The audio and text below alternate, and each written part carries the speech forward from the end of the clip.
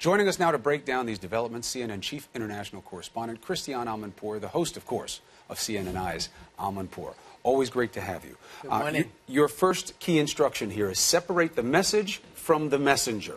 I think so. Look, Putin is Putin. And what he's done, though, in this op-ed in the New York Times is put himself squarely behind owning this diplomatic initiative. And that's just where the U.S. wants him to be. This is your idea, Mr. Putin. You want to save Assad from military strikes. You want to have this diplomatic initiative, so show us the money. I think that's a position of some security now for the United States, particularly if the president can then say, well, if this fails, well, I've done all I can to do this peacefully, and then I will have to reconsider my options.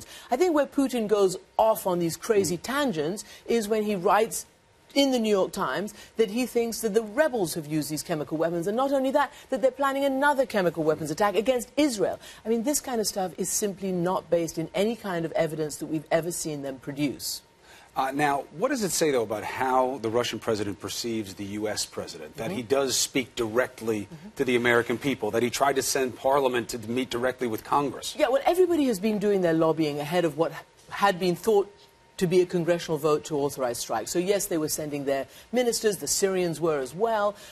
He said in this op-ed that I'm having a better relationship with President Obama personally. But then again, he gets into that twisty thing at the end. He says, but, you know, I don't understand this thing about American exceptionalism. Nobody's exceptional. We're all created equal under God. So he slaps away that idea. But, of course, the idea, of course, is that the United States does stand up for the highest moral principles, or it should. That's what we expect of the United States. And that's why it is standing against the idea of using weapons of mass destruction. Which takes me to the next point about perception. You have there Senator Menendez saying it made him want to vomit when he read this. Now, is that a sign of political immaturity, given the perspective internationally of the U.S. action so far here with Syria? You know, I think everybody plays to their base. I mean, I'm sorry that the chairman of the Senate Foreign Relations Committee felt like he wanted to vomit. Some people think that actually Putin has stepped in to help President Obama and the Democrats from facing a defeat in Congress over this vote, which would have been a presidency-defining defeat if that had happened, according to all the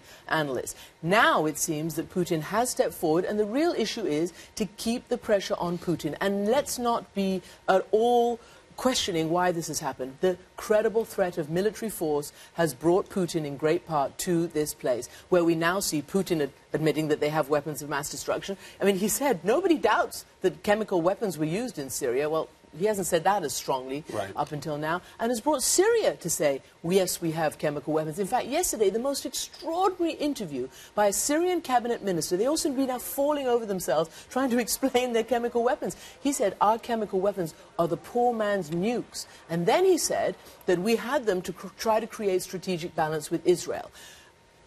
You know, so they're admitting it. And the Russians have said to me that, yes, the aim is to destroy them.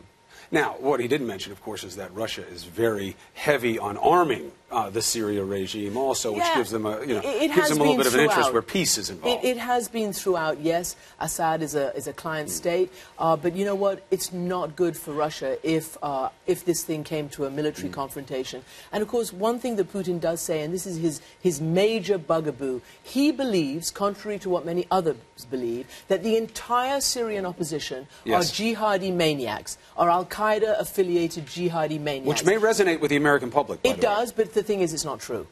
A certain group are, there's no doubt about it, and guess what? They're getting super funded by these nations in the Arab world because the West has not stepped up to fund the moderate opposition. We are reaping